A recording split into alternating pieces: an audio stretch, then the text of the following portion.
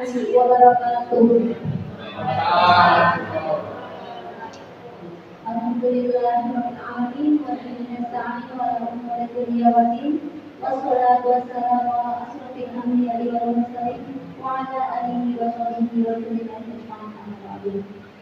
Yang terhormat kepala sekolah SMA Negeri 1 Tentang Bapak SPB, yang saya hormati Bapak Ibu guru, serta staf ibu yang mendapat berkumpul pada siang hari ini. Selanjutnya saya ucapkan terima kasih banyak karena Bapak Ibu telah mau ikut berpartisipasi bergabung dalam kegiatan kami, yaitu penerapan budaya positif. Baiklah, adalah bersama-sama kita ucapkan kita panjatkan seperti syukur kita atas kehadiran Allah Subhanahu wa Ta'ala yang mana kita masih diberikan rahmat taufik serta hidayah sehingga pada hari ini kita masih bisa berkumpul di ruangan labor fisika ini dengan berbahagia.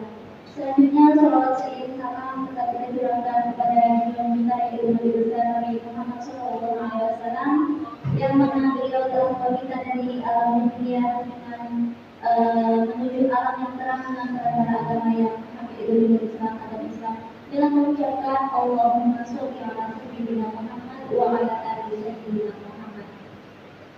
Baiklah Bapak Ibu yang hadir pada hari ini, selanjutnya akan ada sambutan dari Bapak Kepala Sekolah yang perlu kita dengarkan.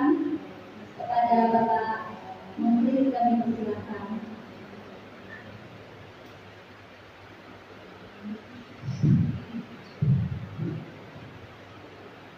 Terima kasih banyak Bu Wiwi. Bapak Ibu yang berbahagia, Assalamualaikum warahmatullahi wabarakatuh. Yang saya hormati Bapak Ibu Kepala Sekolah, yang saya hormati Ibu-ibu dari CGP, guru penggerak, Ibu Lilasari, Ibu Surtianur, Nur Oktariani, Ibu Wiwi, Hidayati, dan yang saya hormati Bapak Ibu majelis guru yang berbahagia serta staf terlaksana yang hadir dalam ruangan ini. Puji syukur kita panjatkan kepada Allah Taala yang mana pada hari ini kita berkumpul ini dalam kegiatan yaitu didominasi aksi nyata program pendidikan guru bergerak yang mana dengan tema adalah disiplin positif dan nilai-nilai kebaikan universal, teori motivasi, hukuman dan penghargaan, restitusi. Jadi kegiatan ini kita berharap nanti dapat memberikan suatu hal positif bagi kita semua guna untuk mensosialisasikannya kepada siswa-siswi kita di sekolah secara umum dan di kelas-kelas pendidikan. Dan tak lupa kita menyampaikan salam kepada diri kita Nabi besar Muhammad SAW yang mengucapkan Allah Subhanahu Muhammad. Bapak Ibu hadirin yang berbahagia,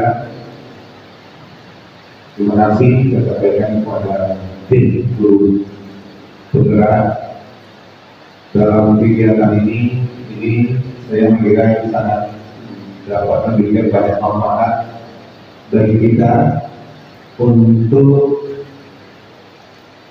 menjabarkan daripada kegiatan penumbuhan karakter positif bagi siswa kita secara umum, secara menyeluruh. Dan kita berharap sesuai dengan perkembangan kondisi yang sekarang ini memang perlu kita membudayakan iklim disiplin, ya, cara berpikir positif agar anak-anak kita, anak didik kita itu bisa menjaga disiplin, ya, bisa berpemikiran yang positif untuk mengembangkan disiplin sekolah kita ini. Yaitu seperti disiplin positif ini, yang mana bisa membagi sebagai penjaga bagi mereka untuk mereka aktif disiplin dalam mengikuti proses belajar mengajar sehari-hari.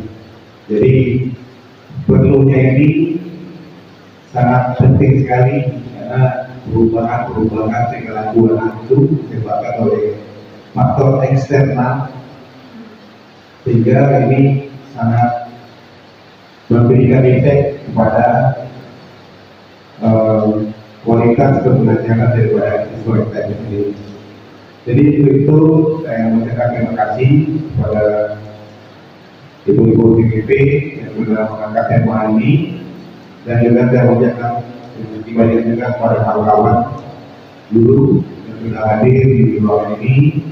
Kita berharap kegiatan ini dapat berjalan dengan lancar dan memberikan efek yang positif juga bagi pengembangan kompetensi guru untuk lebih baik ke depan dalam rangka meningkatkan kualitas siswa, kualitas sekolah. Demikian saja yang dapat saya sampaikan. Terima kasih.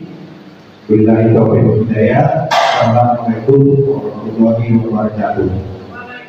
Terima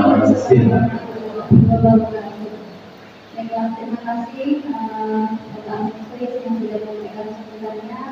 Dari selanjutnya untuk kegiatan ini akan disampaikan oleh Ibu-Ibu Ciminte dan Bapak Ibu.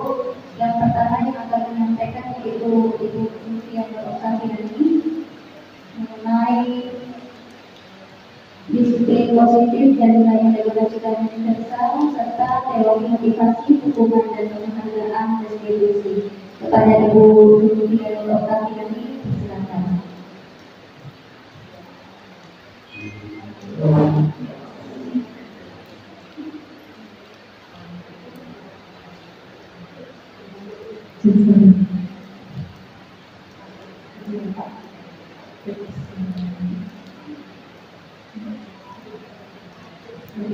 Sebelum saya mulai diseminasi kegiatan ini, izinkan saya untuk berpantun Bapak Ibu. Pulau Lantar, Kabupaten Bintan. Kalau Melayu kayak mana gitu ya? Ulangi. Pulau Lantar, Kabupaten Bintan. Tradisi mulia UPS terpertama. Salam diaturkan dengan lisan, pertanda membuka awal bicara. Assalamualaikum warahmatullahi wabarakatuh. Satu lagi, naik pokok hingga ke mantap, pergi memancing ikan tenggiri. Kepada anggota Kotel yang sudah datang, semoga berbahagia di dunia takdir.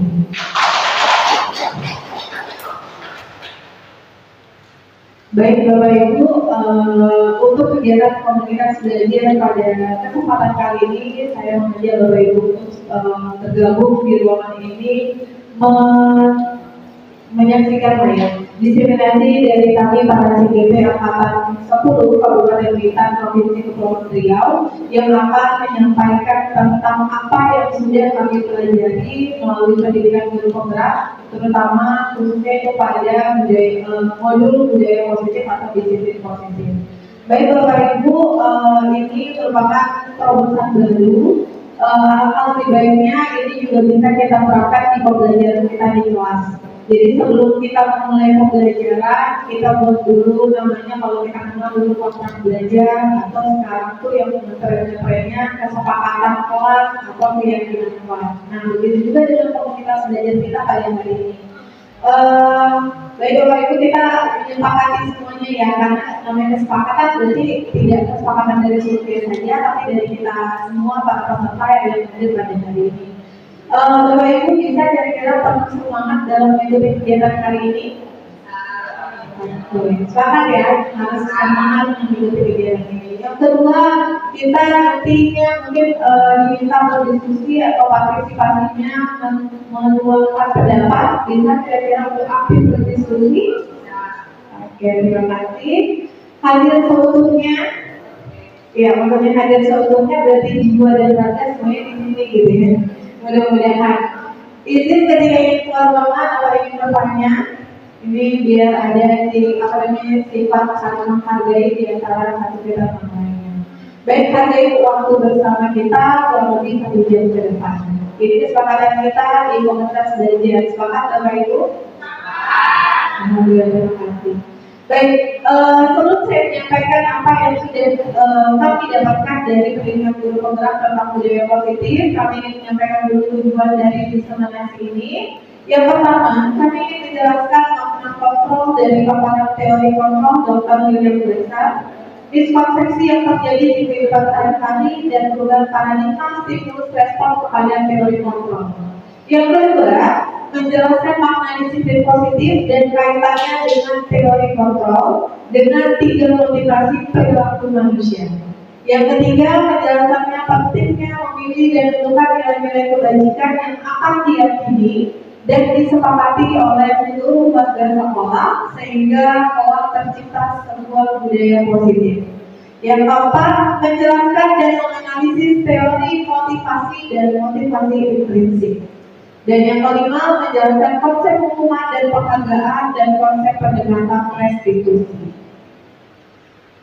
Baik Bapak Ibu, sebelum kita mulai, saya ingin bertanya dulu kepada Bapak Ibu, stigma atau paradigma atau pemikiran kita pada saat ini terkait apa yang sudah kita lakukan dalam pembelajaran. Nah, yang pertama, kira-kira Bapak Ibu setuju atau tidak? Kalau setuju kenapa? Kalau tidak kenapa? Saya mohon nanti curahkan pendapatnya. Yang pertama, hukuman dapat mendisiplinkan anak. Hukuman dapat mendisiplinkan anak. Bapak Ibu setuju atau sepakat dengan pernyataan ini? Oke, berarti pengalaman setuju. Yang lain bagaimana? Ada yang tidak. Oke. Ada yang setuju kira-kira yang mau berpendapat siapa yang kira-kira? Boleh mau? Atau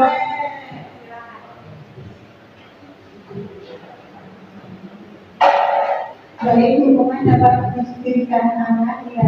Dengan hukuman mungkin anak harus didisiplin. Contohnya kalau misalnya mereka salah dalam sekolah, kita hukumnya dengan bersihkan WC, gitu kan. Nah, mungkin besok-besok mereka tidak akan terlambat lagi ke sekolah. Terima kasih dengan WC lagi. Ya. Oke, terima kasih Bu pendapatnya. Selanjutnya yang tadi mengatakan 3. Siapa yang mengatakan 3? Tidak? Oke, silakan Bu Desi. Karena kalau dia harus ada alasan, tidak harus ada alasan. Terima kasih Bu ya. Sebelumnya saya mengatakan kenapa tidak? Karena praktek lapangannya ini kan tiket nih Bu ya. Jadi pernah suatu waktu anak itu telat, siap dan kalau datang sekolah itu dikasih hukuman bersih-bersih. Nah besoknya terdengar ucapan ada tak apa benar besok paling bersih-bersih gitu Bu. Jadi tak timbul apa rasa itu tak ada. Iya, oke. Itu malah suka ditutup tadi besoknya katanya. Baik, terima kasih Bu Eni dan Bu Desi atas pendapatnya. Jadi ini apa dalam kita jawab. Saya pun juga begitu. Terkadang saya mengatakan setuju, terkadang juga saya mengatakan tidak gitu ya. Sebelum mempelajari menurut ini. Nah, nanti kita akan bahas sebenarnya itu seperti apa. Yang kedua, pemberian hukuman dengan hal positif seperti membaca atau membersihkan halaman sekolah dapat meningkatkan disiplin anak. Setuju atau tidak Bapak Ibu? Setuju atau tidak? Ini kayaknya tadi sudah dibahas dengan pernyataan Bu Desi tadi ya. Jadi setuju atau tidak? Setuju. Oh iya, masih ada yang tidak dan masih ada yang setuju ya. Itu pandangan yang berbeda. Oke, kita lanjut yang ketiga. Memberi penghargaan dapat meningkatkan motivasi belajar anak. Setuju atau tidak? Ada yang menyatakan tidak? Oke, ini setuju. Boleh juga berpendapat? Iya. Terima kasih untuk saya. Maka saya dalam setuju seperti anak dalam belajar, ya, meningkatkan motivasi anak dalam belajar dapat memberi perhatian juga kepada anak yang selamat. Iya, terima kasih Bunda. Selanjutnya yang tidak setuju tadi Bu Lini, silakan Bu Lini. Baik, terima kasih. Assalamualaikum warahmatullahi wabarakatuh. Terima kasih atas kesempatannya. Dalam hal ini saya menyatakan tidak setuju adalah karena pertama kita melihat dari karakter anak tersebut dahulu, kemudian kita melihat dari pengalaman yang sudah saya berikan. Ketika anak diberikan soal, lalu mereka menjawab, nah terus kita kasihkan penghargaan dalam bentuk materi atau apa saja pujian, mereka bisa dikatakan ada yang mau dan termotivasi untuk belajar berikutnya, tetapi ada yang menganggap itu kan cuma sekedar hari itu saja, besoknya aku tahu juga guru itu kan masih gitu. Kemudian kita pun menjadi pembelajaran yang lebih pun mereka pun tidak terlihat nampak motivasinya. Karena apa? Mereka hanya terpicu oleh karena penghargaan saja. Karena ada penghargaan, sudah bisa belajar. Mungkin kita terima kasih Bu Lini. Terima kasih Bu Lini. Benar yang dikatakan Bu Suliati, terkadang penghargaan memang bisa meningkatkan motivasi belajar anak. Contoh anak yang ranking pertama dulu masih ada sistem ranking ya. Semester depan harus meningkatkannya lagi karena mau dapat piala, mau dapat sertifikat dan segala macam. Tapi terkadang benar juga yang dikatakan Bu Lini, mereka jadi ketergantungan terhadap penghargaan itu, Bapak Ibu. Nah, ini yang kita akan bahas nantinya. Next, Ibu. Oke, sebelum kita lanjut, kita harus tahu dulu ada yang namanya perubahan paradigma terkait teori kontrol atau teori pilihan. Nah, ini nama kerennya itu ilusi kontrol. Ada 4, yaitu ilusi guru mengontrol murid. Yang kedua, ilusi bahwa kritik dan membuat orang merasa bersalah dapat menguatkan karakter. Yang ketiga, ilusi bahwa semua penguatan positif itu efektif dan bermanfaat, serta ilusi bahwa orang dewasa memiliki hak untuk memaksa. Ini paradigma kita yang kita alami sebagai guru. Oke, apakah ini benar? Ini kita bahas satu-satu. Yang pertama, guru mengontrol murid. Hati-hati ketika kita menjadi guru seorang di posisi kontrol gitu ya. Ternyata ini tidak benar. Murid memiliki pilihan untuk mengikuti atau menolak arahan guru. Jadi kita tuh bukan pemegang kontrolnya murid, Bapak Ibu. Murid punya pilihannya masing-masing untuk mengatakan iya atau tidak kepada Bapak Ibu, kepada kita sebagai seorang guru.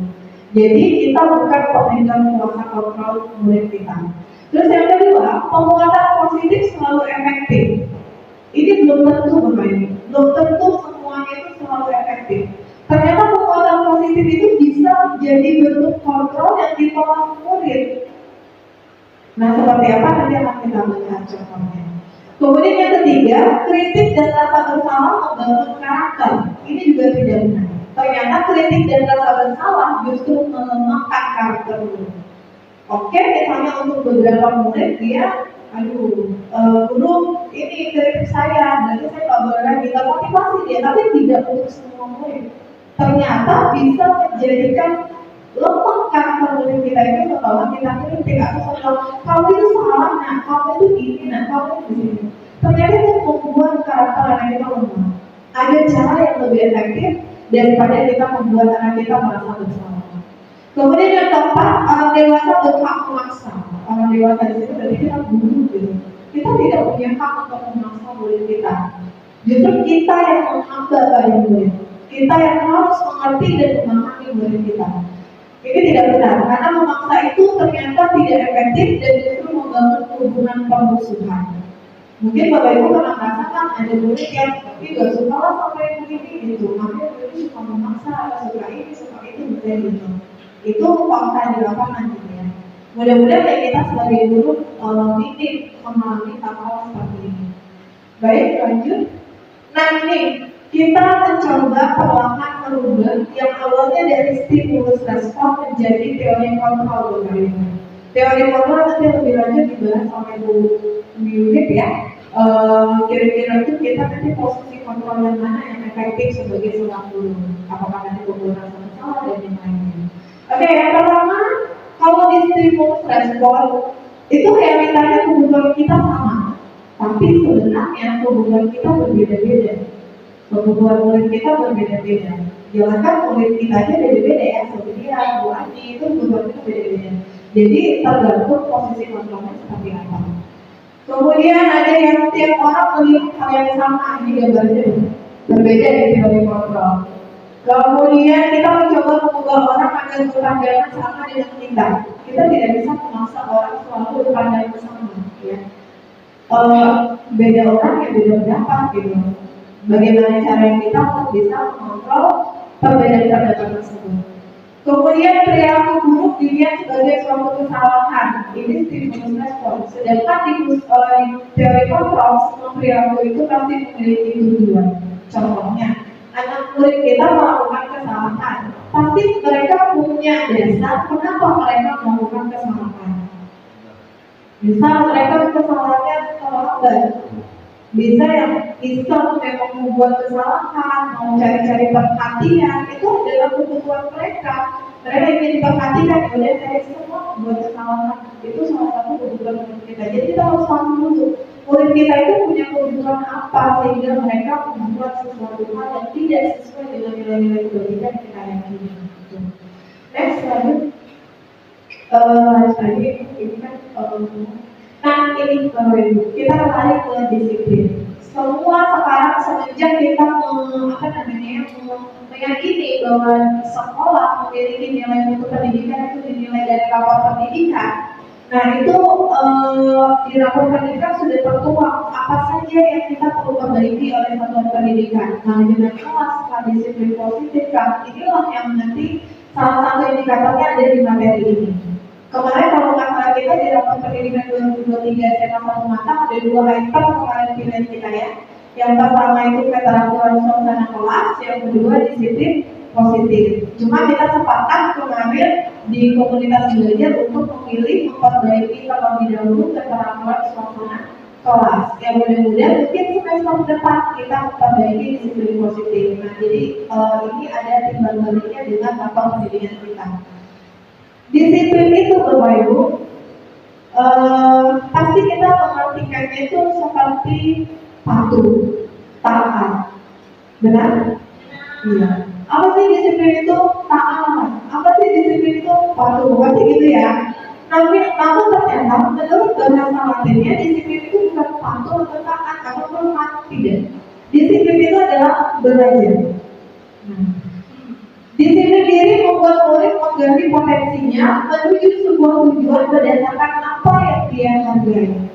Jadi anak itu punya motif kenapa dia disiplin atau kenapa dia melakukan kesalahan, dia punya motif dan kebutuhannya dia sendiri. Kita harus tahu itu. Disiplin positif merupakan pendekatan berfokus pada membangun hubungan positif dengan murid, membantu mereka memahami dan mengembangkan nilai-nilai kebajikan, atau di sini motivasi dari dalam diri murid itu sendiri yang internal, di mana nilai-nilai kebajikan ini menjadi landasan bagi murid kita untuk berperilaku positif dan bertanggung jawab. Next, Bu. Nah, nilai-nilai kebajikan ini maksud seperti apa sih yang kita yakini di kurikulum kita, di satuan pendidikan kita atau sekolah kita? Ternyata nilai-nilai kebajikan universal itu banyak berbeda. Mungkin yang Bapak Ibu tahu hormat, patuh, empati, tanggung jawab, itu adalah salah satu contoh-contoh dari nilai-nilai kebajikan. Apalagi kira-kira nilai kebajikan Bu Ani? Yang tadi yang sudah disebutkan hormat, empati, tanggung jawab, benar, sopan santun, mandiri. Nah itu sebenarnya semua nilai-nilai kebaikan itu kita udah pahami gitu. Namun di kurikulum merdeka kita sudah dibungkus gitu ya, sudah diatur sedemikian rupa dalam profil pelajar Pancasila yang memuat 6 dimensi, yaitu beriman, bertakwa kepada Tuhan Yang Maha Esa dan berakhlak mulia. Kemudian yang kedua, mandiri, bernalar kritis, berkebinekaan global, bergotong royong dan kreatif. Nah, sopan santun masuk di mana? Berapa mulia? Itu salah satu yang berapa mulia kan? Jadi sebenarnya semua nilai-nilai kebajikan itu ada. Cuma di kurikulum kita itu dibungkus dalam bentuk profil pelajar Pancasila. Nah ini yang tadi saya sampaikan. Ada pemikiran-pemikiran lain selain profil pelajar Pancasila. Misalnya kayak IBO, Primary Years Program, PDP, ada nilai-nilai toleransi, rasa hormat, integritas, dan yang lainnya. 9 pilar karakter, ada cinta Tuhan, kemandirian, dan lainnya. Dan banyak-banyak lagi nilai-nilai kebajikan yang kita bisa ikuti atau kita bisa contohkan dalam studi pelajaran kita sebagai seorang guru. Nah, selanjutnya saya masuk ke teori motivasi Bapak Ibu. Sebelum saya masuk, saya mau bertanya dulu. Ayo kita telaah sama pertanyaannya ya. Pernahkah Bapak atau Ibu melakukan sesuatu untuk mendapatkan senyuman dari orang lain? Pernah? Pasti pernah ya. Jadi gimana ya caranya biar orang itu tersenyum sama kita? Benar? Dan beberapa baik, gak pernah, maksudnya mencoba baik ke orang gitu ya. Yang kadang untuk mencari perhatian orang kepadanya. Next, untuk mendapatkan hadiah. Pernah kan?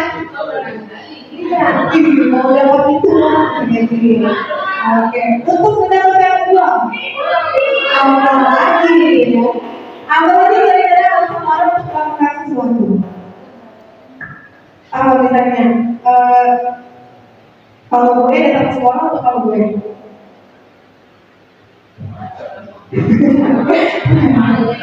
Salah satu yang akan jadinya untuk mendapatkan uang juga ya, teman dari keluarga gitu. Nah, terkadang kita melakukan sesuatu tuh karena kita menghindari rasa sakit atau ketidaknyamanan kita. Benar nggak Bapak? Benar. Demi dia, gitu ya, demi orang tua, demi anak kita, gitu ya. Gak apa-apa kita yang sakit, yang penting anak kita bahagia. Benar nggak? Apalagi yang udah ibu-ibu, mama yang udah ngomong pengalaman gitu ya. Kalau sebenarnya kan anaknya masih kecil, mungkin belum terlalu euforia ke sana gitu. Belum ibu, iya. Nah terkadang kita juga melakukan sesuatu tuh untuk mendapatkan apa yang kita mau, gitu jelas ya. Nah sekarang ini juga mau tanya pendapat Bapak Ibu ya. Seandainya nih di sekolah kita tidak ada peraturan yang mengharuskan guru datang tepat waktu dan tidak ada surat teguran nih dari Pak Menteri sebagai kepala sekolah dari kita yang terlambat, apakah Bapak Ibu akan tetap datang tepat waktu untuk mengajar murid-murid? Iya. Yakin? Benar? Iya. Yakin nih? Ini juga ada hukuman, gak ditegur, gak apa-apa, gak aja lah, datang gak kayak gitu ya?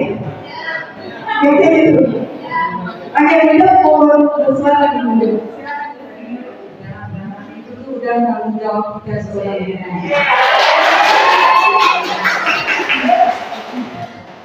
Baik, benar, benar mengatakan ini sudah tanggung jawab kita sebagai seorang guru. Secara tidak langsung, kalau memang Bapak Ibu meyakini ini, alhamdulillah Pak, pegawai Bapak semuanya kalau tidak ada peraturan pasti dapat waktu. Tanpa ada teguran dan sebagainya tetap dalam waktu. Tapi kalau kita berangkat sama-sama itu baru bukti. Oke, secara tidak langsung, Bapak Ibu anaknya sudah meyakini diri Bapak Ibu sebagai orang yang disiplin. Setiap hari sudah yakin sudah menjadi kebiasaan harus dalam sekolah. Nah, itulah yang disebut motivasi melakukan sesuatu karena diri sendiri atau motivasi internal. Nah, ini yang mau kita tekankan kepada murid-murid kita Bapak Ibu. Jangan sampai murid-murid kita melakukan sesuatu dan datang ke sekolah karena mau ketemu Bu Sufi ya, Bu Sufi kasih penghargaan hari ini. Jangan sampai kayak gitu. Mau ke, aduh nggak mau datang ke sekolah, mau terlambat aja karena nanti dapat pulang nggak belajar di kelas seperti tadi kata Bu Dewi suka jadi buku masih berhenti. Jangan sampai motivasi anak murid kita datang ke sekolah, belajar di sekolah itu karena penghargaan atau karena hukuman. Ini yang mau kita hindari di budaya positif. Next book. Nah ini tadi udah dijelaskan untuk menghindari hukuman, mendapatkan imbalan atau penghargaan itu motivasi dari eksternal, dari luar, dari lingkungan. Nah yang perlu kita tekankan adalah bagaimana anak itu untuk melakukan sesuatu di sekolah karena motivasi dirinya sendiri, internal. Seperti yang tadi kata Bunda, sudah menjadi tanggung jawab Bunda untuk tepat waktu ke sekolah. Artinya itu sudah motivasi diri Bunda untuk disiplin. Baik Bapak Ibu, dengan meminimalisir hukuman dan penghargaan itu mudah-mudahan kita bisa menciptakan murid kita yang lebih mandiri dan bertanggung jawab. Next aja Ibu. Oke, nanti kita diskusi sama-sama ya. Ini nanti mungkin perlu pertimbangan bagi Bapak Ibu guru tiket. Jadi lantasnya bagusnya dikasih hukuman atau dikasih konsekuensi ya, konsekuensi yang setimpalnya seperti apa gitu ya. Oke, yang pertama nih, mencatat 100 kali di dalam buku kalimat. Saya tidak akan menambah lagi karena terlambat ke sekolah. Ini salah satu bentuk hukuman atau konsekuensi. Hukuman. Oke. Lari mengelilingi lapangan basket 2 kali karena terlambat hadir sekolah. Hukuman. Murid diminta untuk push up 15 kali karena tidak menggunakan masker ke sekolah. Jadi pertanyaannya berlaku pada masa pandemi kemarin ya. Menggantikan kertas tugas teman yang pernah dicoret-coret. Dia benar, konsekuensi. Dia harus mengganti apa yang sudah dia lakukan. Membersihkan tumpahan air di meja tulis karena tersenggol pada saat belajar. Murid disuruh untuk mengenakan sepatu seharian. Ini tidak mengenakan sepatu seharian karena dia tidak menggunakan sepatu seharian. Iya, ini bisa jadi malu buat dia memakai cek kan gitu ya, kan. Lari mengelilingi lapangan basket 2 kali karena terlambat 10 menit untuk belajar yoga.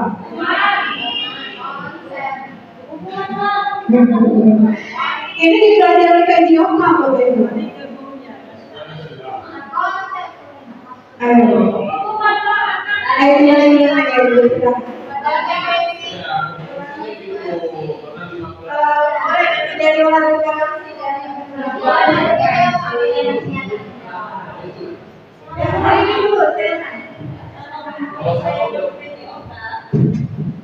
Baik, kalau menurut saya itu adalah hukuman karena kata disuruh lari mengelilingi lapangan basket 2 kali, kenapa 1 kali saja? Kalau itu disebutkan sebagai konsekuensi. Ini 2 kali berarti perintah, oke? Ya. Boleh berdalam hubungan mana?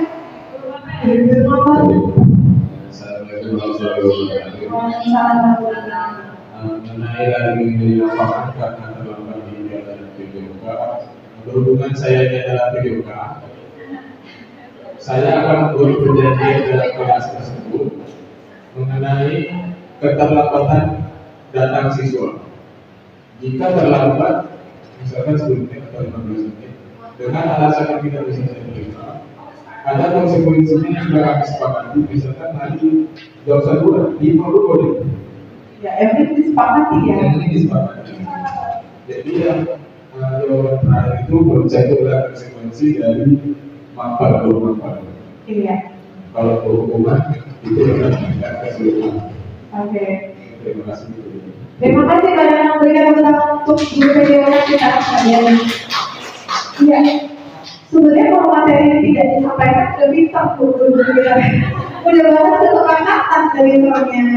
Sebelum pelajaran dimulai pada awal semester, Pak Dana udah buat kesepakatan kalau anak-anak terlambat, ya konsekuensinya harus lari gitu. Berarti ini boleh dikatakan konsekuensi, gitu ya.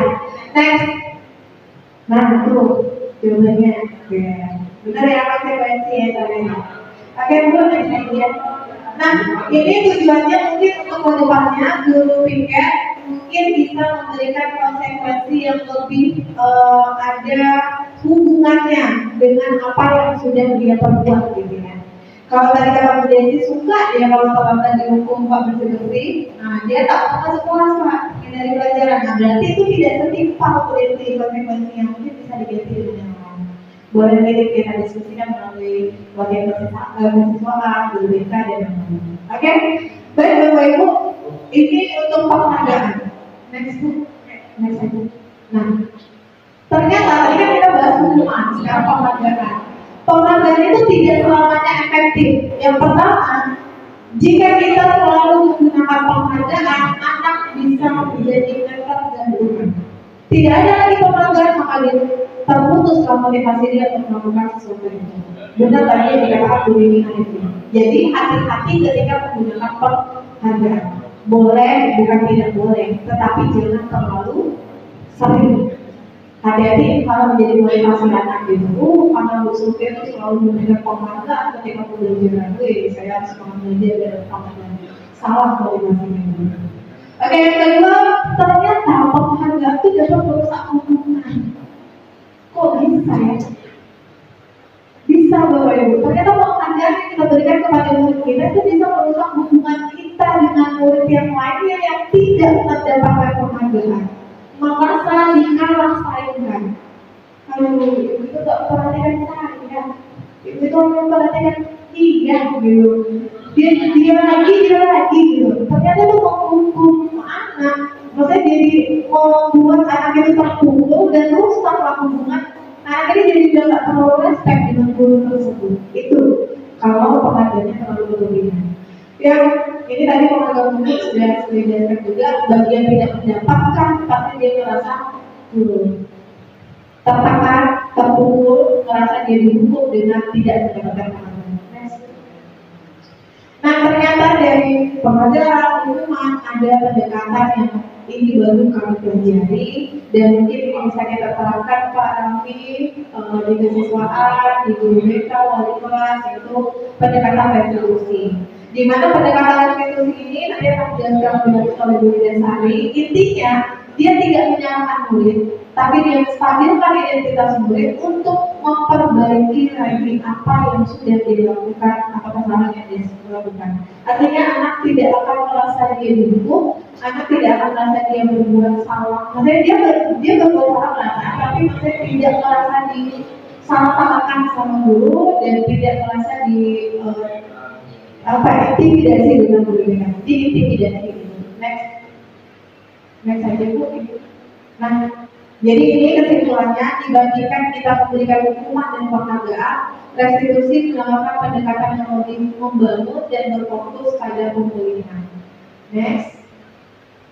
Oke, Bapak Ibu, sebelum saya lanjutkan ke narasumber yang lain, untuk PGP yang lain, mungkin ini ada refleksi yang nanti akan saya tanyakan di akhir pertemuan pembeli ini. Next, Ibu. Nah, ini targetan saya Bapak Ibu sebagai CGP, mungkin juga kita ya Bapak Ibu, Ibu Wiwi dan Bu Desari, izin Pak Kepala Sekolah. Semester depan kita sepertinya perlu melalui fasilitas wali kelas untuk membuat keyakinan kelas. Jadi nanti wali kelas bersama murid-murid di kelas untuk membuat keyakinan kelas yang disepakati dan ini ditempel di kelas masing-masing. Karena kita di SMA satu mata belum menerapkan, gitu ya. Jadi ini targetan kami para CGP untuk menerapkan ini, menerapkan salah satu pendapat budaya positif yaitu keyakinan kelas. Mungkin akan dilanjutkan nanti di program berikutnya bagaimana tahapan-tahapannya, cara membuatnya, dan sampai ke proses penerapan. Next. Nah, ini yang tadi yang sudah sampaikan tadi sesuai dengan skala pendidikan ya. Jadi target kita adalah membuat keyakinan kelas di awal ajaran baru di bulan Juli nanti. Next dulu. Oke. Sekian dari saya, Bapak Ibu. Ini quotes dari saya. Guru yang baik adalah pembawa perubahan, menciptakan budaya positif di sekolah untuk masa depan yang lebih. Terima kasih Bapak Ibu atas perhatiannya. Saya akan yang berikutnya. Baiklah, terima kasih Bu Sophia sudah memaparkan materinya mengenai budaya positif.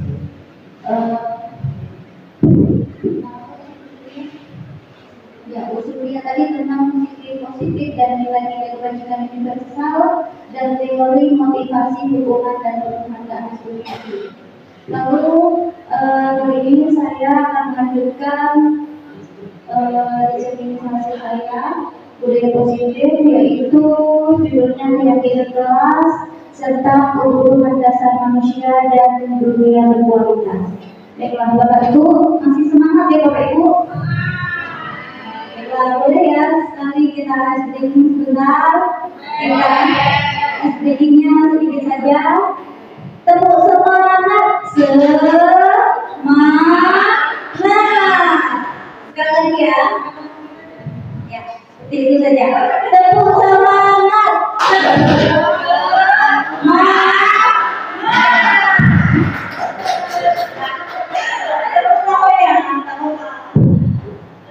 baiklah Bapak Ibu, mengenai keyakinan kelas, boleh next Bu? Ya, keyakinan kelas. Saya akan menyampaikan sedikit mengenai keyakinan kelas ini. Mengapa tidak peraturan saja? Lalu mengapa harus keyakinan kelas? Jadi Bapak Ibu, peraturan dan keyakinan kelas itu apakah sama? Peraturan dan keyakinan kelas menurut Bapak Ibu itu apakah sama? Berbeda ya Bapak Ibu. Jadi yang namanya peraturan itu yang sudah ditetapkan, yang sudah disepakati oleh seluruh warga sekolah. Ya. Lalu keyakinan kelas itu biasanya itu terjadi pada nilai intrinsik seseorang ya, yang sudah meyakini, dan itu bisa disepakati untuk di sebuah kelas. Ya, jadi kesepakatan bersama di suatu ruangan kelas. Jadi peraturan dan keyakinan kelas itu berbeda. Nah, di situ ada pertanyaan, mengapa kita memiliki peraturan harus menggunakan helm bila mengendarai kendaraan roda 2? Nah, itu namanya peraturan ya. Namun bisa berubah menjadi keyakinan. Kenapa? Dengan itu kan sudah peraturan ya, menggunakan helm bila mengendarai kendaraan roda 2 itu sudah merupakan peraturan. Namun kita bisa meyakini bahwa kalau kita tidak menggunakan helm, pasti keselamatan kita itu akan terancam. Jadi itu bisa menjadi sebuah keyakinan untuk diri kita sendiri. Nah, selanjutnya, mengapa kita memiliki peraturan 3M? Menggunakan masker, mencuci tangan, dan menjaga jarak 1,5 meter. Nah, itu juga merupakan sebuah peraturan yang sudah ditetapkan ya. Biasanya itu dari dinas kesehatan ya, yang sudah ditetapkan peraturan seperti itu. Namun itu akan menjadi keyakinan pada diri kita sendiri. Jika kita tidak menggunakan masker, tidak mencuci tangan, tidak menjaga jarak, itu akan mengancam kesehatan kita. Nah, itu akan berubah menjadi keyakinan untuk diri kita sendiri. Lalu, mengapa kita memiliki peraturan harus datang tepat waktu pada saat mengikuti pelatihan?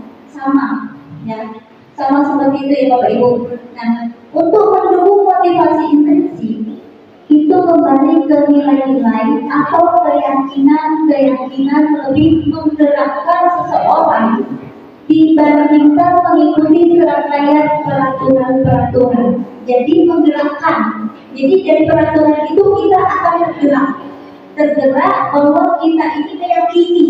Nah, jadi dari peraturan berubah ke keyakinan. Baik, next Bu. Nah, di situ ada dari budaya positif ya. Dari budaya positif itu bisa menjadi lingkungan yang positif. Dari budaya positif yang kita terapkan, kebaikan-kebaikan positif yang kita terapkan itu akan membuat kita menjadi suatu lingkungan yang positif. Lalu akan dari lingkungan positif itu akan menjadi keyakinan kelas. Lalu berpusat ke peraturan kelas. Next Bu. Nah, di situ ada dua kategori ya Bapak Ibu. Yang mana yang merupakan keyakinan kelas? Mengapa? Nah, di sebelah kiri, sebelah kanan, ya, di sebelah kiri itu ada kesepakatan kelas yaitu datang tepat waktu, mengucapkan salam, lalu menjaga kebersihan sekolah, berdoa sebelum dan sesudah kegiatan, lalu aktif dalam pembelajaran dan tertib. Nah, itu di situ kesepakatan kelas ya Bapak Ibu. Lalu di sebelah kanannya itu juga kesepakatan kelas. Kami guru dan murid yang saling menyayangi. Kami murid yang semangat belajar. Kami murid yang peduli dengan teman-teman. Nah, menurut Bapak Ibu, di situ mana yang lebih ke keyakinan kelas? Itu kan ada dua-duanya kesepakatan. Mana yang lebih ke keyakinan kelas? Sebelah kiri atau sebelah kanan? Sebelah kanan. Sebelah kanan. Alasannya kenapa Bu? Ada yang bisa memberikan alasan kenapa keyakinan kelas itu di sebelah kanan? Siapa yang bisa memberikan alasan? Mohon dibantu. Karena dari terima kasih. Kalau menurut saya, karena dari kata-kata itu ada kami, guru dan murid, berarti bersama-sama lebih bagus yang kanan. Terima kasih Ibu Adriani. Aplausnya dulu. Ya. Jadi menurut Ibu Adriani yang merupakan keyakinan kelas itu di sebelah kanan karena di situ ada kalimat kami guru dan murid yang saling menyayangi. Nah, sebenarnya untuk keyakinan kelas itu di situ ada kalimatnya saling menyayangi. Ya, saling menyayangi itu timbulnya dari siapa? Dari diri sendiri, gitu ya. Jadi bukan merupakan sebuah peraturan, ya. Ya, peraturan itu kesepakatan sudah ditentukan, ditetapkan, dan kita harus tegakkan, kita harus jalankan. Dari situ saling menyayangi itu munculnya dari intrinsik dari diri kita sendiri. Lalu ada kami murid yang semangat belajar. Semangat itu munculnya dari siapa? Dari diri sendiri, ya. Dari diri sendiri kita kalau sudah memiliki rasa semangat, kita akan siap untuk belajar. Lalu ada kami murid yang peduli dengan teman-teman. Nah, jadi berbeda ya Bapak Ibu kesepakatan kelas dengan keyakinan kelas. Baiklah, next. Nah, di situ ada tabel T dan tabel Y. Kegiatan pendalaman keyakinan kelas pada tabel T dan tabel Y. Nah, di situ ada kalimat hormat di tabel Y ya, hormat.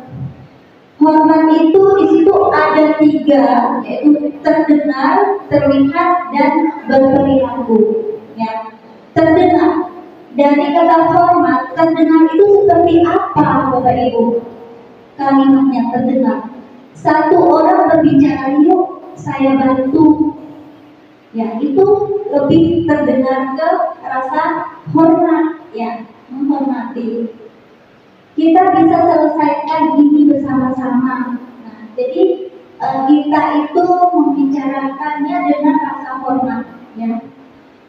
Terus tolong ya, permisi. Nah, itu lebih ke terdengar hormat ya. Kita terdengar seperti hormat gitu, menghormati. Lalu terlihat, kata hormat yang terlihat itu seperti apa Bapak Ibu? berempati terhadap perasaan orang lain. Ya, kita berempati. Jadi itu akan lebih terlihat lebih menghormati. Kita berempati kepada orang lain berarti kita menghormati orang lain.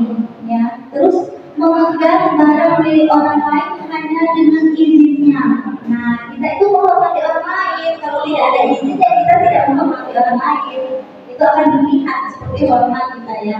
Lalu mendengarkan dengan seksama, terus senantiasa berbuat baik, berbagi, itu sudah terlihat kita seperti hormat ya Bapak Ibu. Lalu berperilaku seperti apa?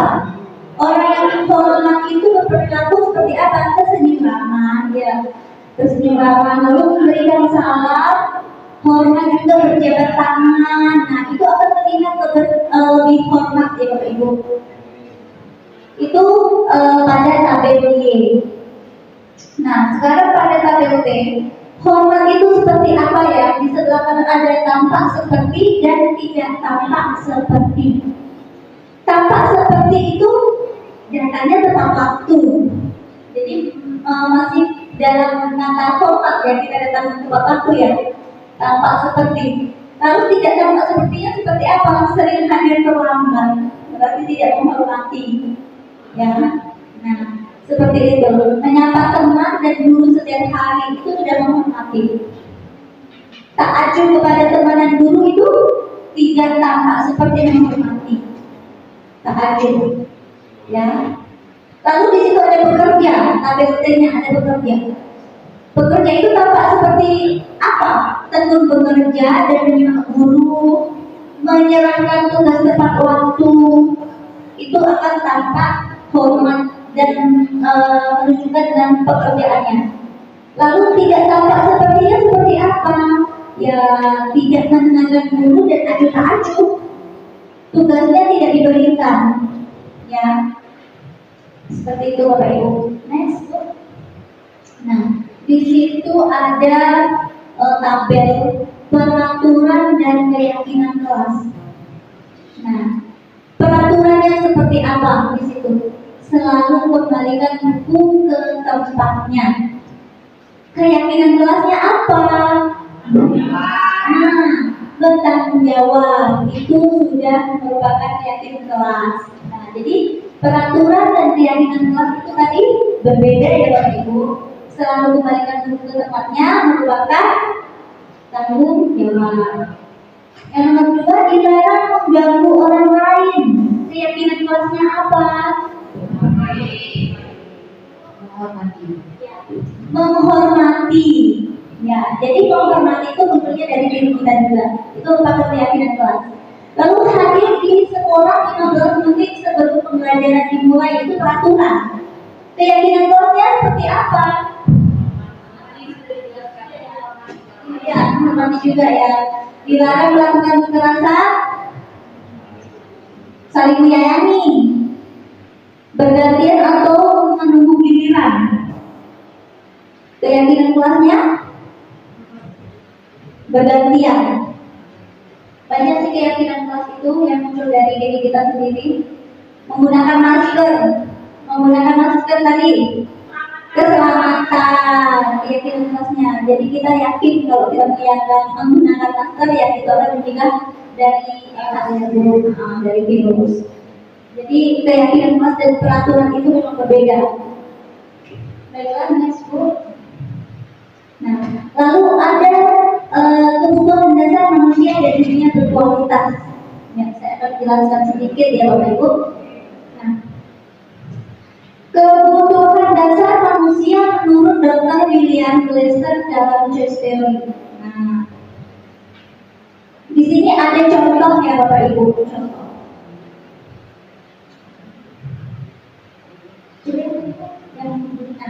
Dengan mempelajari dan memahami konsep kebutuhan dasar manusia, kita dapat mengembangkan empati dan pengertian yang lebih dalam terhadap kebutuhan dasar orang lain di sekitar kita.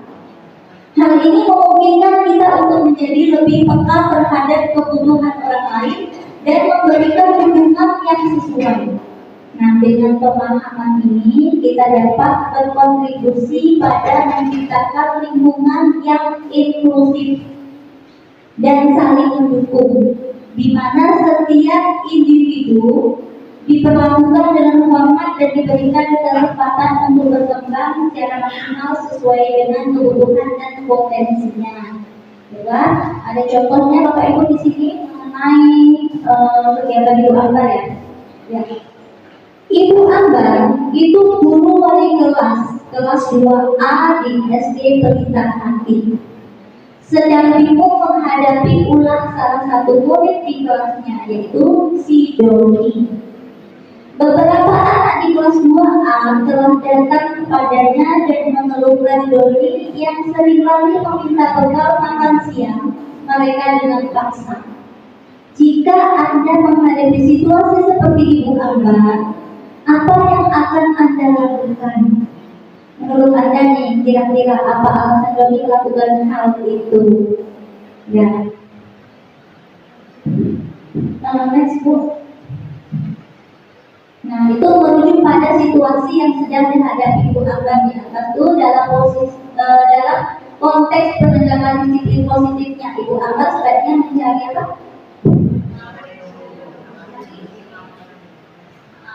Mencari tahu dulu ya, alasan Doni melakukan tindakan tersebut agar mengetahui kebutuhan mana yang sedang berusaha dipenuhi oleh si Doni. Ya.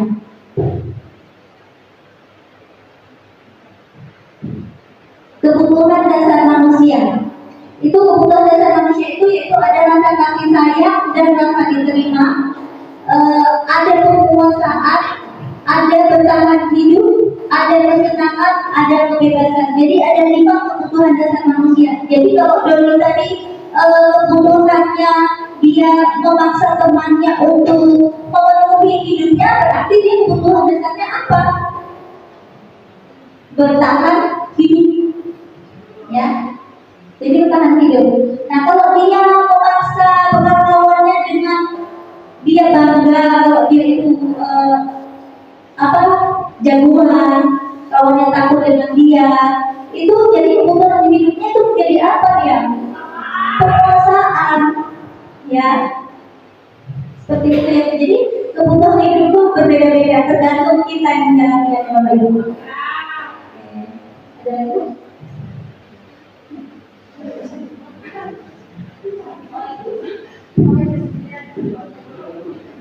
Oke, baiklah Bapak Ibu, itu saja yang dapat saya sampaikan. Terima kasih atas perhatiannya. Selanjutnya akan dilanjutkan dengan Ibu Linda Sari. Kepada Ibu Linda Sari dipersilakan. Terima kasih Bu.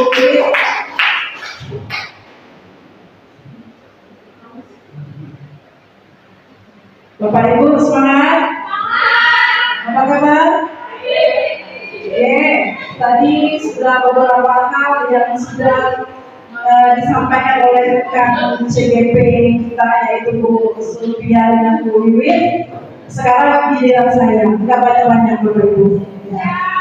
Mungkin perlu sedikit ya, biar nggak ngantuk.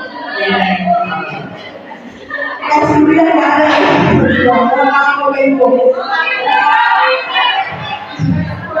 Bapak Ibu, kita Marina menari di atas menara. Marina menari di atas menara. Nanti Bapak Ibu dengarkan instruksi saya ya. Saya lanjut nanti konsentrasi kan ini. Oke, ayo berdiri semua, berdiri.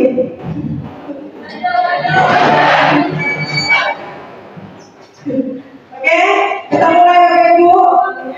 Marina menari di atas menara, menara di atas menara, menari Marina.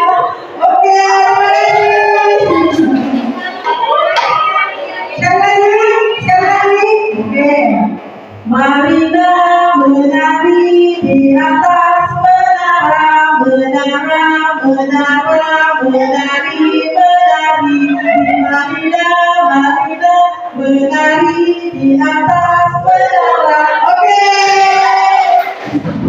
Terima kasih Bapak Ibu. Maklum sudah siang, jadi saya pasti merasakan ya rasa lelah, ngantuk. Ya. Tapi saya di sini berterima kasih karena Bapak Ibu sudah mensupport kami untuk hadir bersama-sama di sini. Tadi sudah disampaikan beberapa hal oleh rekan kita CGP yaitu Bu Sumia dengan Bu Wiwit. Sekarang giliran saya yaitu tentang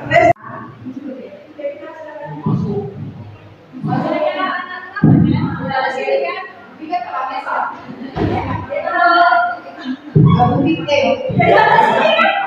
Iya, tinggal dari mana nak? Jam berapa ini nak? Kenapa ketawa dan lucu? Kenapa nak? Ya teleponnya kenapa dari mana? Tapi dari kemarin katanya sekarang biar lah.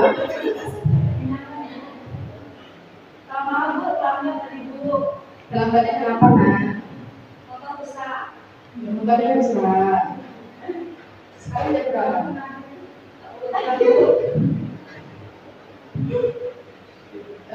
Motornya sebelumnya memang sudah besar. Enggak Bu, mau ke tengah jalan Bu. Mau ke tengah jalan. Terus diperbaiki, tapi sampai sekolah. Iya. Kasihan ya, Bapak Ibu.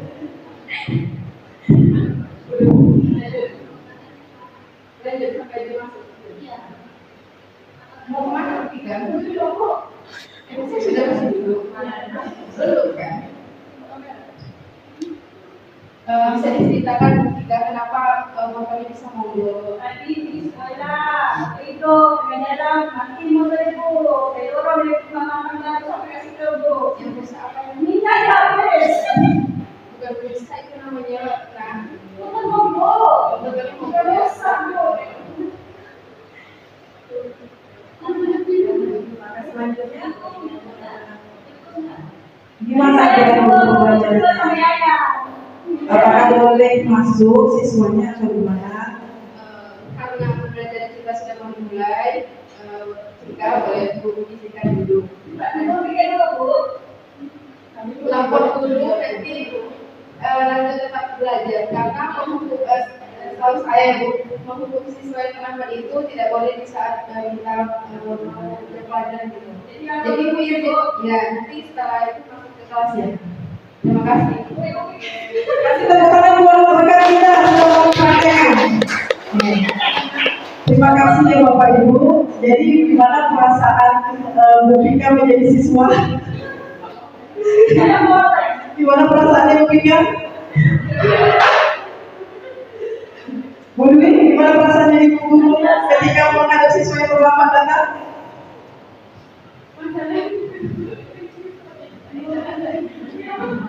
Nah, baik Bapak Ibu, sekarang kita mau belajar tentang restitusi. Jadi kita perlu menganalisa tentang restitusi ini sebagai kita seorang guru. Jadi dari cerita alur tadi, siswa yang terlambat, kemudian cara gurunya menanganinya, kira-kira kalau kita masuk ke restitusi 5 posisi kontrol yang dikembangkan oleh Dian Kosen ini, kira-kira Bu Dwi ini masuknya kategori mana?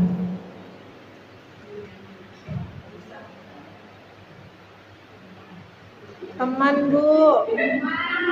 Ayo coba yang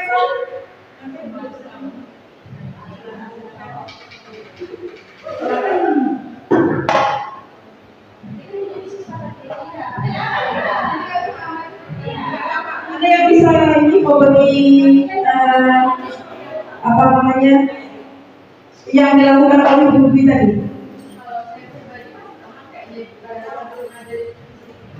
Ya, kalau saya pribadi Bu yang saya melakukan yang saya lakukan tadi saya masih di poin 3 teman ya Bu, karena belum ada penghukuman membuat siswa dari merasa bersalah kalau dia terlambat, terus pemantau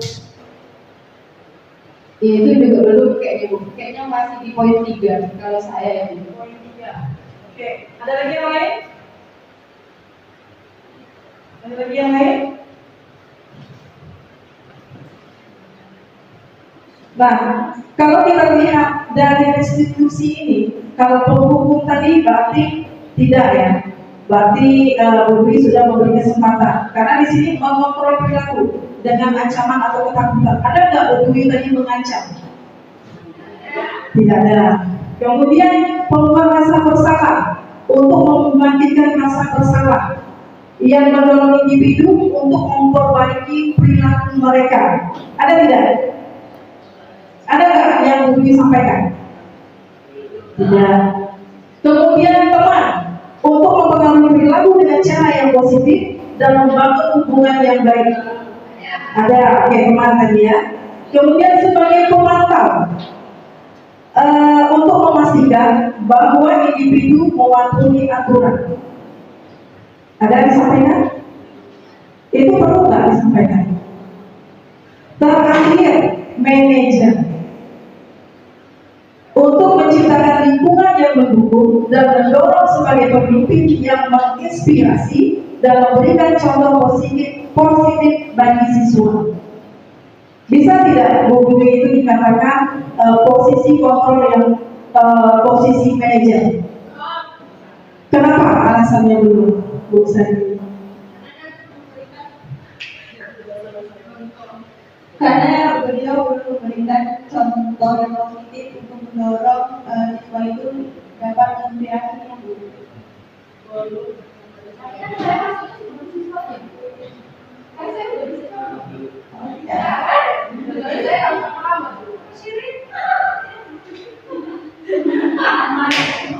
Hukumannya Bu, bagi itu Bu, hukuman yang positif itu perlu diterapkan Bu. Jadi itu yang perlu jadi. Oke. Terima kasih Bu Sri. Berarti kalau Bu Sri hukuman itu Bu belum nampak. Sekarang pertanyaannya, apakah hukuman itu harus ada? Kalau tidak, bagaimana cara kita mengajar itu gitu? Ya. Berarti kan posisi kontrol itu kan memang betul pada diri kita, pengen keren, masa sesabaran gitu ya. Jangan kita jalan terus, kamu sini, apa kita nampak jalan terus kan? Nah itu kita nggak boleh. Tadi nilai positif dari Bu Dwi, dia memanggil nama. Kemarin yang kami dapat dari fasilitator kami mengatakan ketika kita berhadapan sama siswa, kita itu mendekatkan diri kita itu harus dengan nama. Kamu, kakak abang itu kamu maksudnya tuh harus nama, jadi biar dekat, gitu, rasa kedekatan kita dengan siswa. Jadi Bu Dwi nilai positifnya sudah nampak, dia memanggil Rapika, kenapa kamu bisa Rapika, kenapa bisa datang terlambat, gitu kan? Tentu Rapika mempunyai alasan. Nah, jadi rata-rata kita tahu kontrol kita itu kita tahu, tetapi karena kebiasaan kita sehari-hari yang kita lalui, yang kita temui, sehingga kita lupa mengenai semua itu.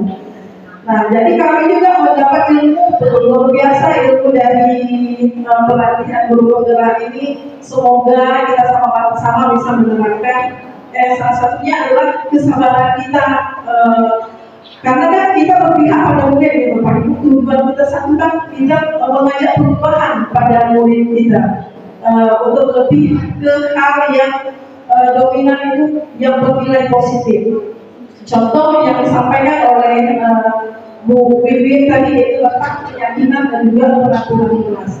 Karena kita selalu melupakan ketika kita melaksanakan pembelajaran. Kita mulai belajar, tetapi pernah nggak kita menanyakan apa perasaan siswa kita hari ini? Karena langsung mana tugas gitu kan? Kita lupa mereka. Nah, perasaan itu perlu kita tanya sama siswa kita. Kemudian kita sampaikan keyakinan kita apa yang kita inginkan hari ini sehingga tercapai dengan tujuan pembelajaran kita.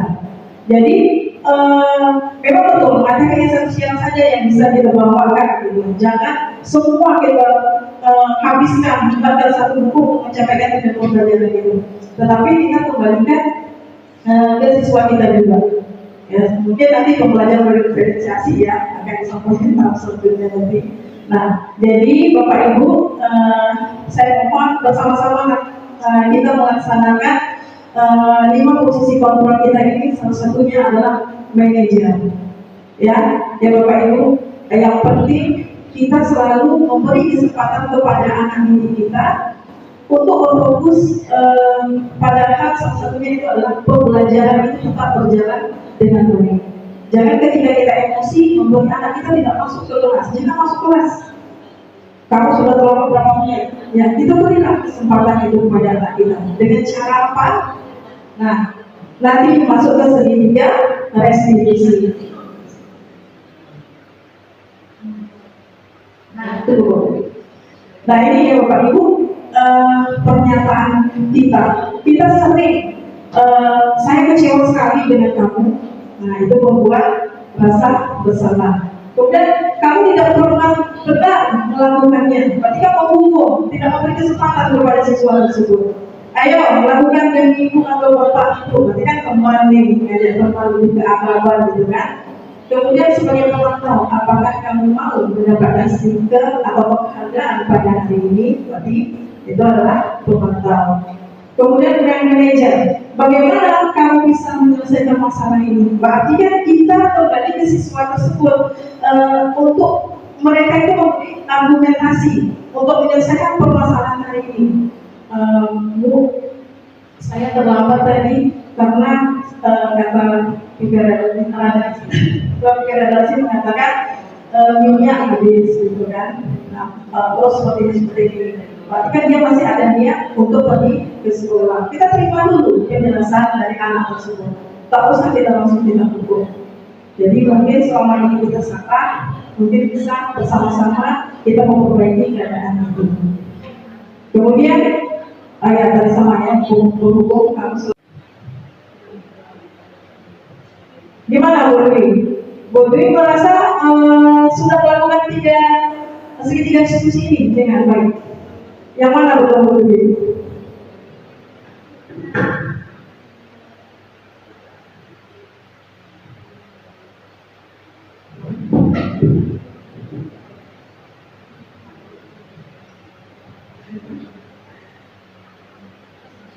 Dalam segitiga diskusi itu kan ada menstabilkan identitas.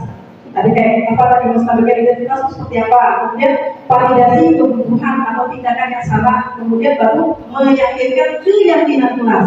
Kira-kira yang Ibu lakukan itu apakah sudah termasuk segitiga diskusi Bapak Ibu semua? Di mana Bu Andi? Kira-kira sudah diceritakan tidak dalam segitiga diskusi ini?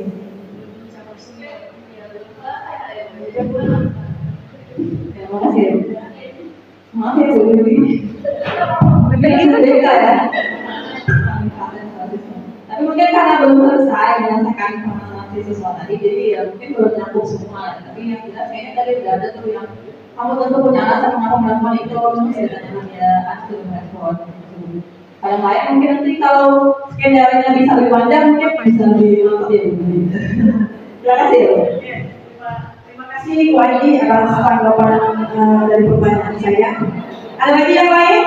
Bu Lady Arifin? Kategori validasi kebutuhan seperti apa?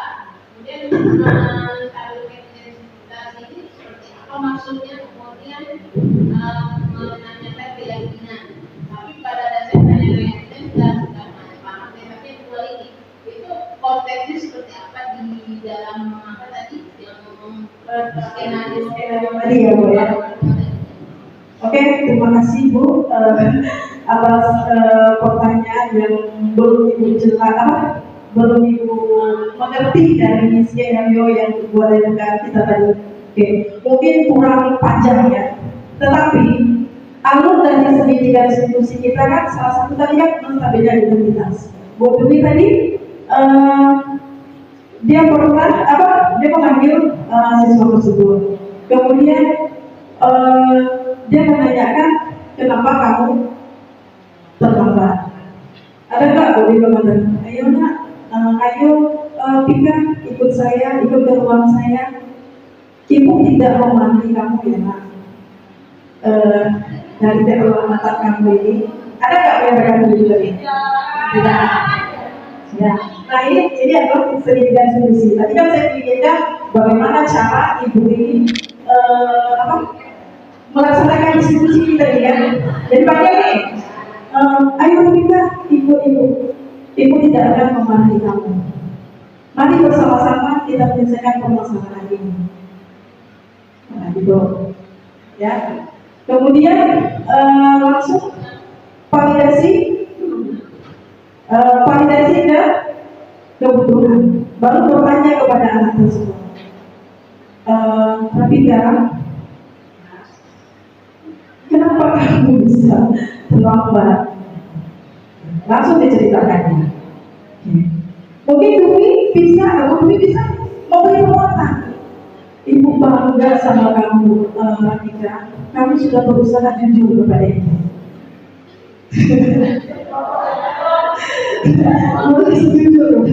jujur mengakui kesalahan itu. Tapi, Rabika sendiri, kamu ingat tidak tentang keyakinan kelas kita? Tapi menanyakan keyakinan kelas atau menanyakan keyakinan sekolah kita? Masih ingat tidak keyakinan kelas atau keyakinan sekolah yang pernah kita sepakati? Kalau kita menjawab, ingat Bu, salah satunya harus tepat waktu harus tepat waktu datang. Jangan kami sebagai siswa tepat waktu mengikuti pembelajaran. Karena kan kalau kita ajarnya atau tidak ya Bapak Ibu, jangan keyakinan kelas.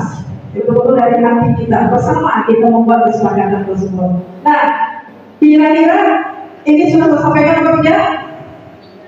Belum. Terus Bu Dwi juga mengatakan dari kejadian ini, besok jika kamu sudah selesai dari SMA ini, tentu kamu mempunyai cita-cita. Berarti kan kayak penguatan anak ini untuk kedepannya seperti apa gitu kan? Jadi dulu cerita lagi sama Dwi. Iya dulu saya punya cita-cita ingin menjadi orang sukses. Nah, menjadi orang sukses itu kan kita salah satunya disiplin gitu. Jadi seperti itu. Nah, itu membuat penguatan kita sama anak tersebut. Tetapi Bapak Ibu, sebelum materi ini disampaikan kami juga belum paham gitu kan. Tapi dengan hal ini, mari kita bersama-sama memberi motivasi kepada anak didik kita tadi. Salah satunya itu kedekatan kita, Ibu itu peduli sama saya. Jadi nanti dia akan berkata apa? Terima kasih Ibu sudah mengingatkan saya tentang keyakinan sekolah atau keyakinan kelas. Bu, saya tidak akan mengulanginya lagi ya Bu. Jika saya mengulangi lagi itu, nanti kan dia mau balik lagi ke keyakinan kelas dengan buku ini gitu. Nah, kita jarang sekali loh Bapak Ibu melihat anak kita seperti itu.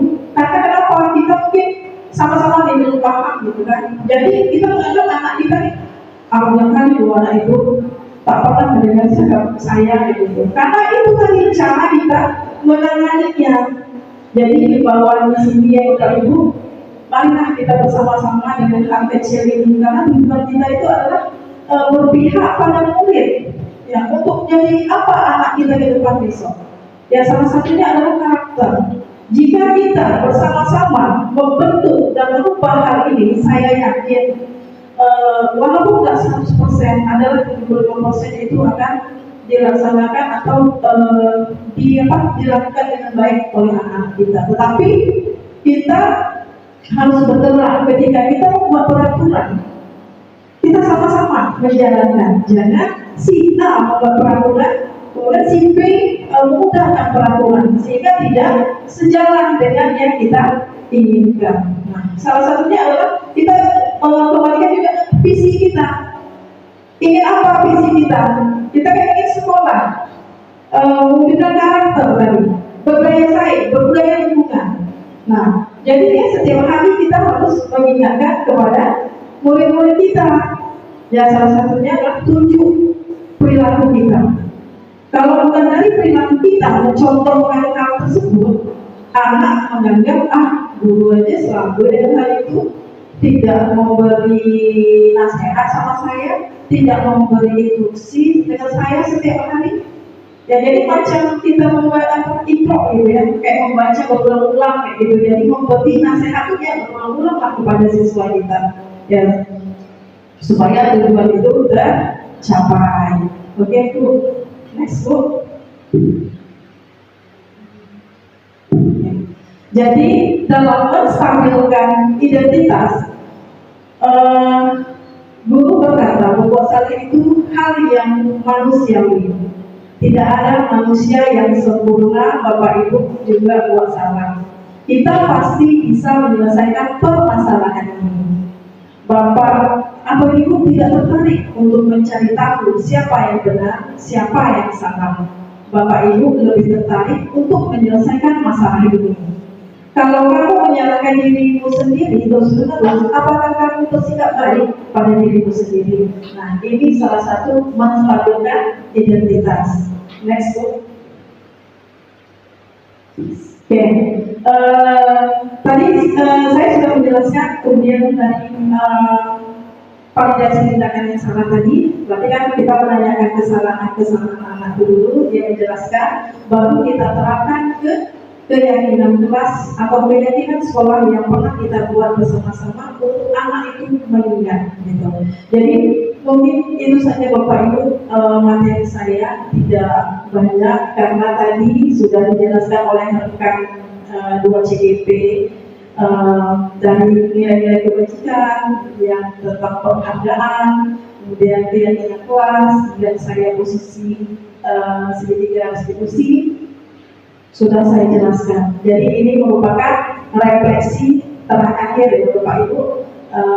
Setelah mempelajari ini, saya akan menjadi guru yang seperti apakah dalam restitusi, posisi kontrol dan segitiga restitusi ini. Ini refleksi saya.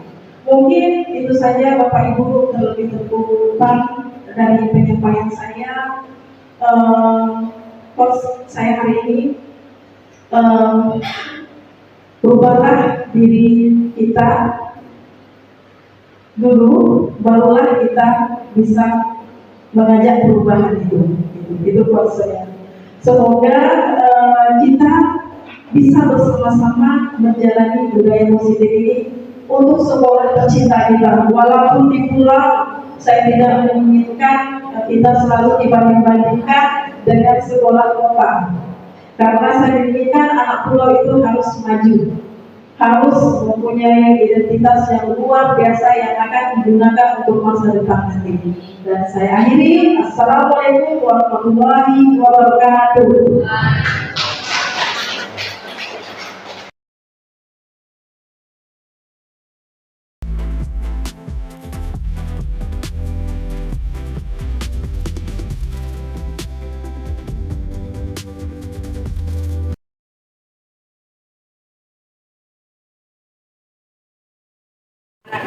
Kelas IPA, semoga selalu diberi semangat. Sebelum kita melakukan proses pembelajaran biologi, ada baiknya kita menentukan keyakinan kelas. Tahu nggak kalian keyakinan kelas itu apa? Tahu? Apa Nabila? Keyakinan kelas menurut kamu apa? Keyakinan kelas? Iya. Menurut bahasa kamu saja.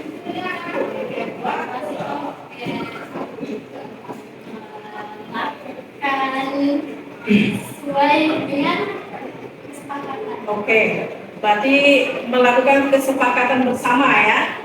Nah, jadi sebenarnya bukan hanya di keyakinan kelas saja, tetapi ada keyakinan sekolah. Bahasa sekarang itu adalah keyakinan kelas. Kalau dulu itu adalah peraturan atau tata tertib. Jadi ketika kita melakukan proses pembelajaran itu, kita harus membuat keyakinan kelas apa dulu gitu. Jadi dari materi ini ya, jadi Ibu melibatkan kalian semua karena ketika kita merumuskan keyakinan kelas bersama, kita melakukan diskusi awal.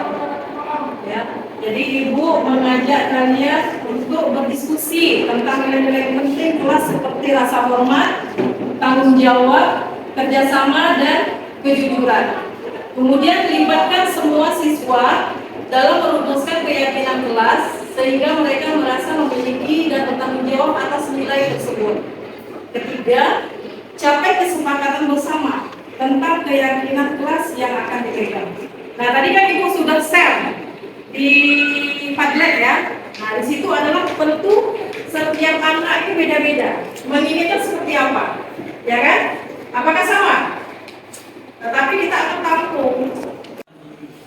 Nata Sanira. Coba baca Nata Sanira apa?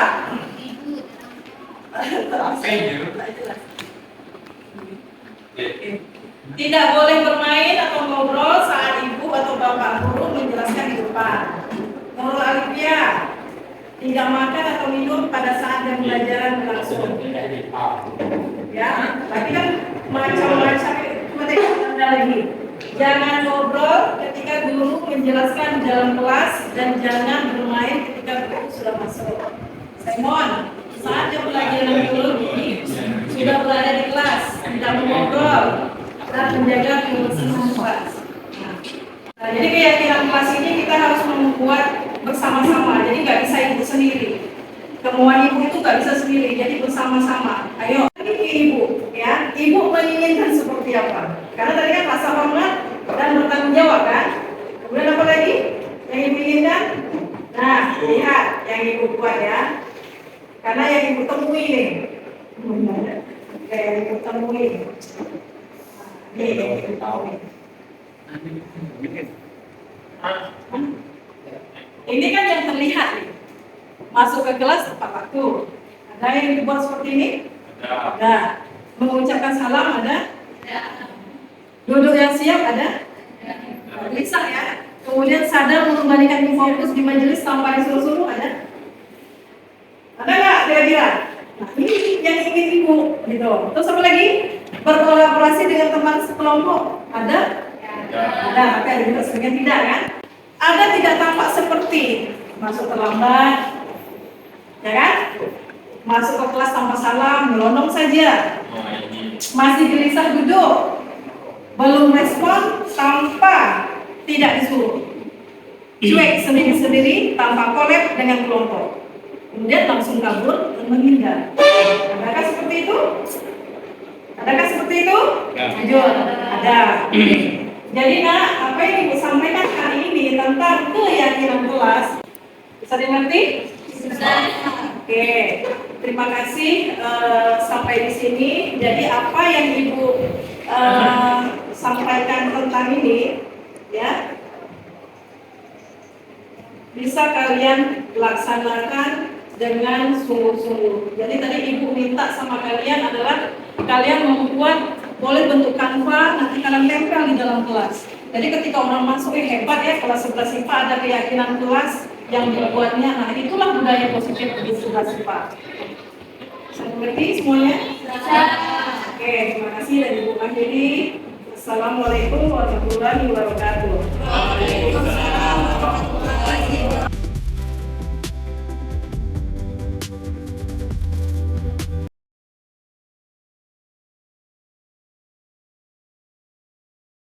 Jadi saya pasti merasakan ya rasa lelah, ngantuk. Ya. Tapi saya di sini berterima kasih karena Bapak Ibu sudah mensupport kami untuk hadir bersama-sama di sini. Tadi sudah disampaikan beberapa hal oleh rekan kita CGP yaitu Bu Surya dengan Bu Wiwit. Sekarang giliran saya yaitu tentang restitusi 5 posisi kontrol dan restitusi segi 3 restitusi. Bapak Ibu tahu nggak restitusi itu apa? Ada yang tahu nggak? Saya pengen melakukan praktek langsung, boleh? Bu Dwi jadi guru, Bu Pika jadi siswanya. Oke? Ceritanya adalah siswa ini terlambat masuk hadir ketika mengikuti pembelajaran Bu Dwi. Silakan Bu Pika berada di depan pintu. Siswa ya. Saya di sini instruksinya adalah saya ingin melihat bagaimana cara Bu Dwi menangani siswa siswa yang terlambat ini. Jadi cara berkomunikasi. Kita belajar ya sama-sama Bapak Ibu semua. Ya, nggak apa-apa. Oke, Ibu seperti biasanya duduk di meja Ibu. Oke. Kita mulai ya. Ini ibaratnya ini pembelajaran sudah dimulai nih. Bagaimana cara penanganan Ibu Dwi? Silakan dimulai sekarang.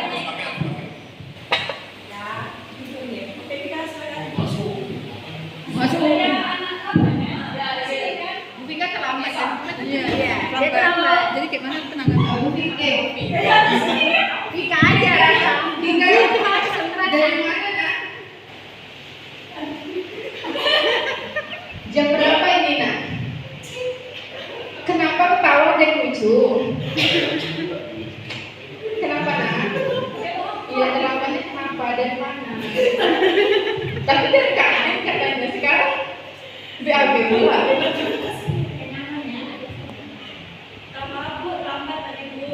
Terlambatnya kenapa nak? Motor rusak. Motornya rusak. Sekarang jam berapa?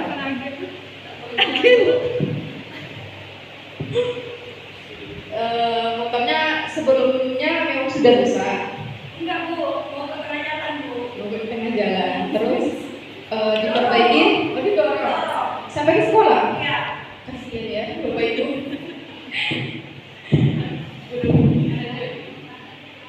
Lanjut sampai dimasukin. Iya. Mau mana Vika? Saya sudah masuk. Betul kan? Bisa diceritakan Vika kenapa motor bisa mogok? Tadi pergi sekolah, motor itu tengah jalan mati motor Bu. Saya dorong dari mama baru sampai kasih ke Bu. Minyaknya habis. Bukan saya itu namanya. Motor mogok. Motor rusak Bu. Maka selanjutnya Gimana dengan pembelajarannya? Apakah boleh masuk siswanya atau gimana? Karena pembelajaran kita sudah dimulai, kita boleh izinkan dulu. Dulu pikir dulu Bu. Lapor dulu nanti tetap belajar. Karena setahu saya menghukum siswa yang terlambat itu tidak boleh di saat kita mau belajar gitu. Jadi Bu, ya nanti setelah itu masuk ke kelas ya. Terima kasih. Tepuk tangan buat rekan kita. Terima kasih ya Bapak Ibu. Jadi gimana perasaan Bu Vika menjadi siswa? Gimana perasaannya Bu Vika? Bu Dwi, gimana perasaannya di Bu Dwi ketika menghadapi siswa yang terlambat datang? Masalahnya bukan siswa jadi. Secara tadi saya masih di poin 3 di tengah ya Bu, karena belum ada penghukuman membuat siswa tadi merasa bersalah kalau dia terlambat, terus pemantau ya itu juga belum kayaknya Bu, kayaknya masih di poin 3 kalau saya ya Bu. Poin 3. Oke, ada lagi yang lain? Ada lagi yang lain?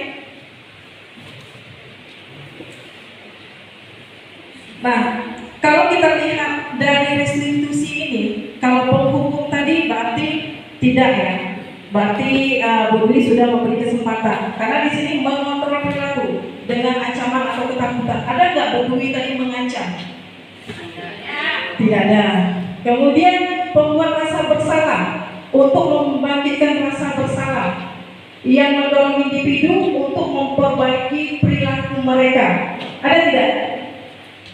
Ada nggak yang Bu Dwi sampaikan? Tidak. Kemudian teman untuk mempengaruhi perilaku dengan cara yang positif dan membangun hubungan yang baik. Ada. Oke, teman tadi ya. Kemudian sebagai pemantau untuk memastikan bahwa individu mematuhi aturan. Ada disampaikan? Memudahkan peraturan sehingga tidak sejalan dengan yang kita inginkan. Nah, salah satunya adalah kita kembali juga visi kita. Ingin apa visi kita? Kita ingin sekolah mewujudkan karakter tadi, berdaya saing, berbudaya lingkungan. Nah, jadi setiap hari kita harus mengingatkan kepada murid-murid kita.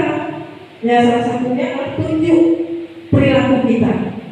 Kalau bukan dari perilaku kita mencontohkan hal tersebut, anak menganggap guru aja selalu dengan hal itu, tidak memberi nasihat sama saya, tidak memberi instruksi dengan saya setiap hari. Ya, jadi macam kita membaca ikro gitu ya, kayak membaca berulang-ulang kayak gitu. Jadi memberi nasihat itu kayak berulang-ulang lah kepada siswa kita, ya, supaya tujuan itu tercapai. Oke Bu, next Bu. Jadi dalam menstabilkan fokus padahal salah satunya itu adalah pembelajaran itu tetap berjalan dengan baik. Jangan ketika kita emosi memberi anak kita tidak masuk ke kelas, jangan masuk kelas. Kamu sudah terlambat berapa menit, ya kita berilah kesempatan itu kepada anak kita. Dengan cara apa? Nah, nanti masuk ke segitiga restitusi.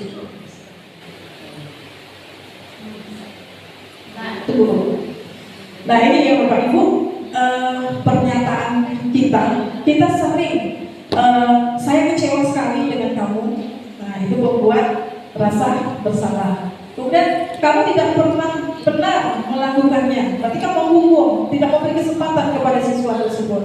Ayo melakukan dengan ibu atau bapak itu, berarti kan teman nih, ngajak teman lebih keakraban gitu kan. Kemudian sebagai pemantau, apakah kamu mau mendapatkan stiker atau penghargaan pada hari ini? Berarti itu adalah pemantau.